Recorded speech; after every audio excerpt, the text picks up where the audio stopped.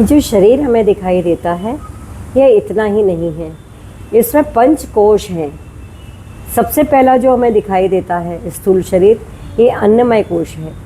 इसके आगे हम जाएंगे तो प्राणमय कोश है, क्योंकि प्राण के बिना तो हम है ही नहीं। उसके आगे मनोकोश है, मनोमय कोश है, क्योंकि हमारा मन में ही पूरा शरीर है। शरीर में मन नहीं, मन में शरीर होता है।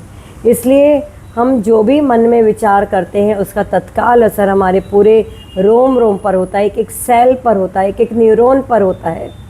फिर दूसरा आता है विज्ञानमय कोश।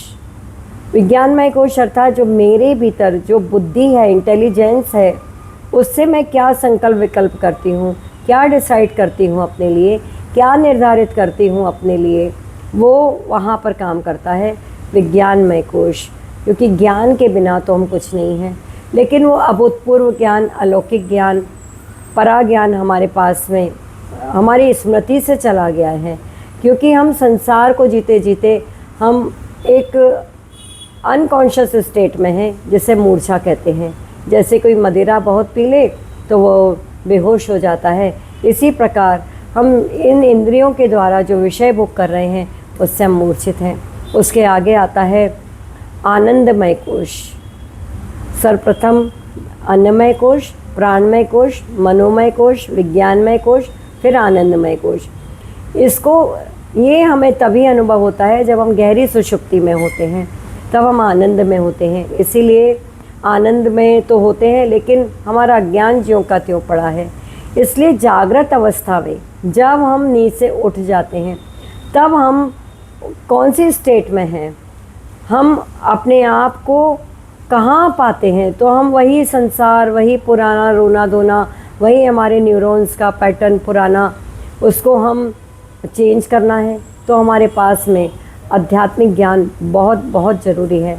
जैसे बिना प्राण के शरीर नहीं, ऐसे ही बिना ज्ञान के हमारा जीवन भी ऐश्वर्य विहीन है। तो वो ज्ञान जो आध्यात्मिक है, श्रीमद् भगवद गीता से हमें प्राप्त होता है। जहाँ कोई जाति, संप्रदाय और किसी देश के लिए वो ज्ञान नहीं है, वो सार्वभौमिक है, सबके लिए है, यूनिवर्सल है और हर युग के लिए है। वो सनातन है, वो सृष्टि रहे ना रहे तब भी था, है और हमेशा रहेगा। वो वर्तमान है, जैसे भगवान वर्तमान है। हम ये नहीं कहते कि भगवान थे, भगवान है। इसी प्रकार से वो ज्ञान मेरा ही स्वरूप है। सच्चिदानंद स्वरूपाय विश्वोत्पत्त्यादि हेतवे तापत्रय विनाशाय गोविंदाय वयम नमः। तो सत्य चित आनंद जो हमारा स्वरूप है, वहाँ तक पहुँचने के लिए इस सर्वोत्तम शरीर में हम हैं। नमस्कार।